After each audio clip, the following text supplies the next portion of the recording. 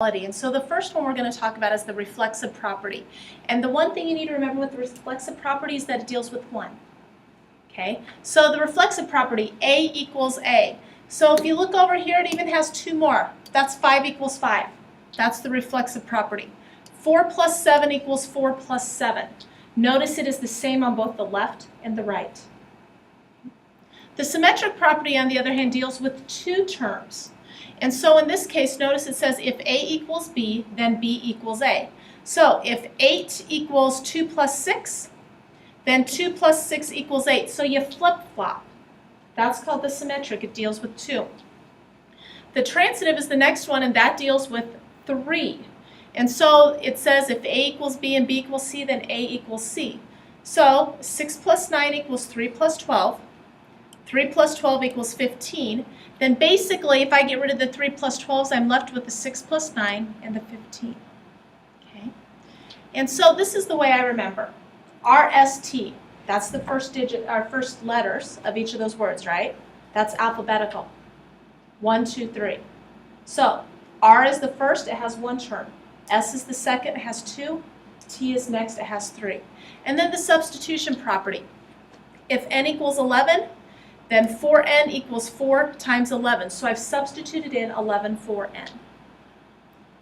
Okay, so let's go and look at the next slide. Additive identity. Now this is one, you guys have already seen a lot of these, okay, especially in middle school. I know that Mrs. Ostmeyer drills you over these. Okay, and so these are located on page 16 and 17 of your book. And so you have the additive identity, you have the additive inverse. Notice the same thing, the difference. Additive identity deals with 0. Okay, so 2 plus 0 equals 2. Additive inverse, you add a number and its opposite. Okay, multiplicative identity, you take a number times 1. Multiplicative property of 0, you take a number times 0. And then the multiplicative inverse, this is basically the reciprocal. So these are all ones that you have already seen before. This is nothing new. So this is on pages 16 and 17 of your book. Okay.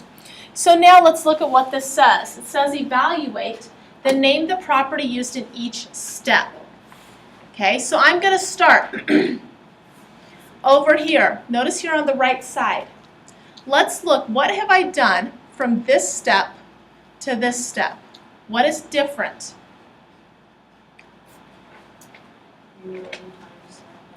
Yep. What I did is I took 7 times 1. So when I take 7 times 1 and I get the number 7, what property is that based on your book? So 7 times 1 equals 7. What is that?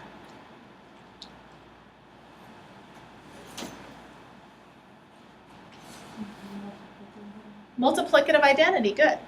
So then you would write mults identity. Okay, next up, let's go from here to here. Let's see what we've done. What have we done? Oh, wrong one. I've taken this, and what have I replaced this with? 1, right here. So, oops, let's do that one a little bit better so it's not so dark. Okay, we've replaced it with 1. So what property allows me to take like 5 times 1/5 and get the number 1? Now notice we're multiplying, so you're going to want to look at the multiplication properties. Okay, on page 17. Right, multiplicative inverse.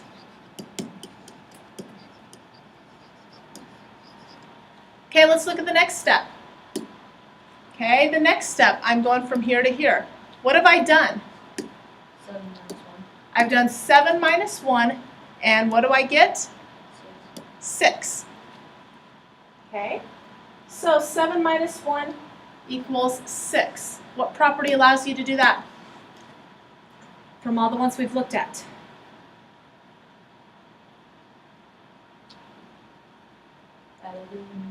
Okay, I'll even help you a little bit with this one. This one's actually substitution. Okay, because you're substituting in 6 for 7 minus 1. And then the very last step, 6 plus 1 equals 7. With that in mind, what property would allow you to do that?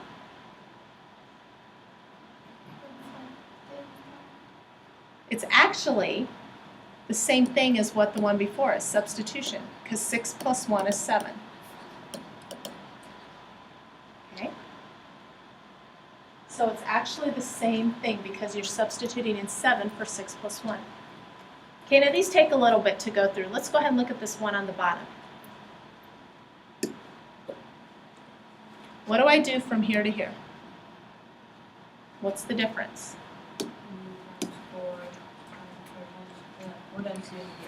4 times 2 and I get 8. Okay, so 4 times 2 and I get 8. What property tells you that 4 times 2 is 8? Substitution, good. Okay. Let's look at the next step. Okay, so we're looking from here to here.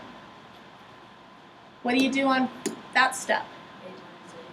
8 minus 8 is 0. Okay, so let's see. We're dealing with minus and addition, so let's look at the addition properties, and those are on page 16. Which one states that 8 minus 8 is 0? Additive inverse, good. So additive inverse. On the next step, what do I have? Multiply 2 times 3 and I get, nice job. Okay, and so what property allows me to do that? Substitution, good. And then let's look at the very last step. I go from 6 plus 0 equals 6. So what properties am I going to look at then? Yep, I'm going to look at the addition. So is it the additive identity or additive inverse? Additive identity, right.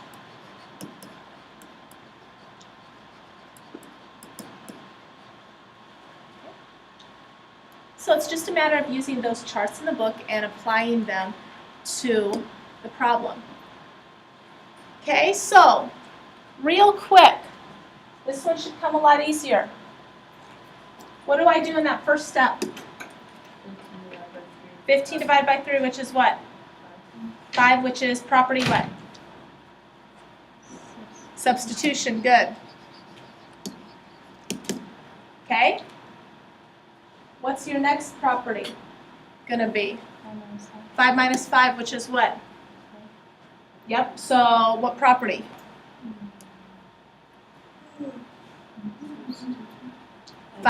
Additive inverse, because it deals with 0.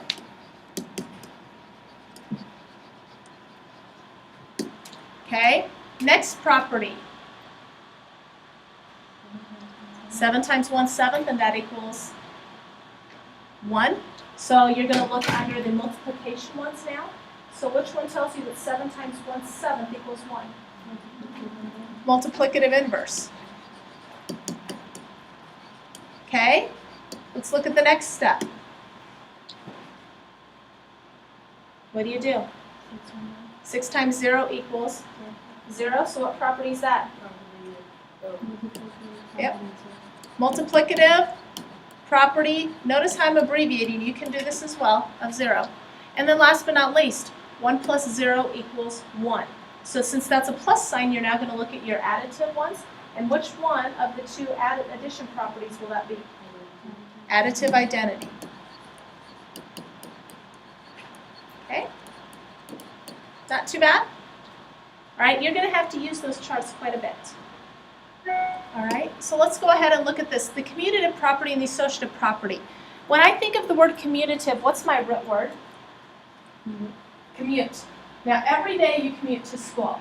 Everybody commutes to school out here. It's not like people live, since our school is out in the country. And so let's think about this.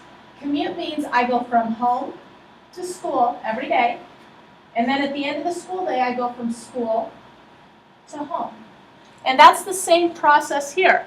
Here is my home to school, right? And in fact, here I'll even do it with a different color.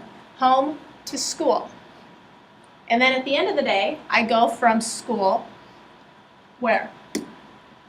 Home. Commutative deals with two, like you commute. Associative. Notice how this works. I have a couple here, A plus B. I have an odd person out, C.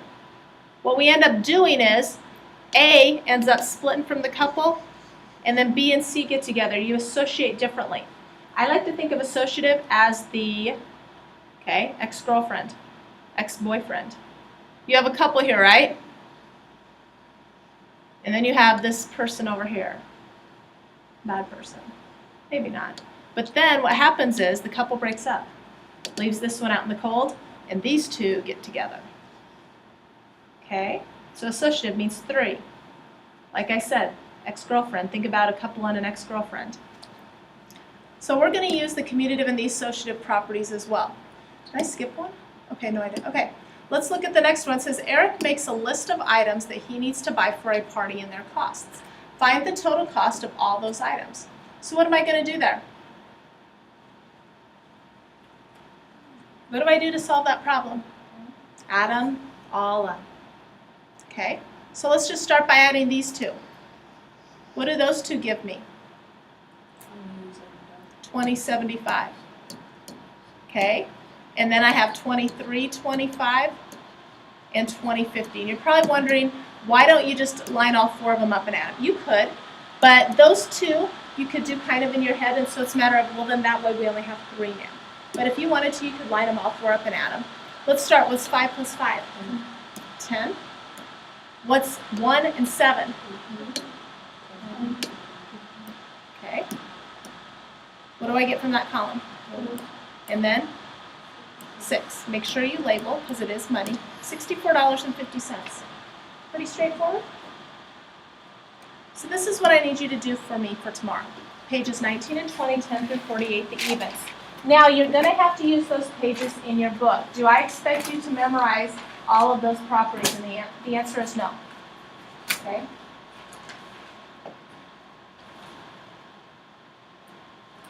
Now I will tell you that on 10 through 14, I just want you to give me the answer. I don't want you to have to justify.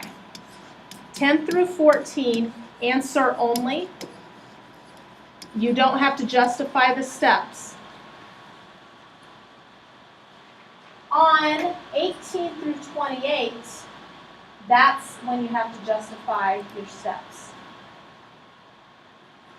Okay?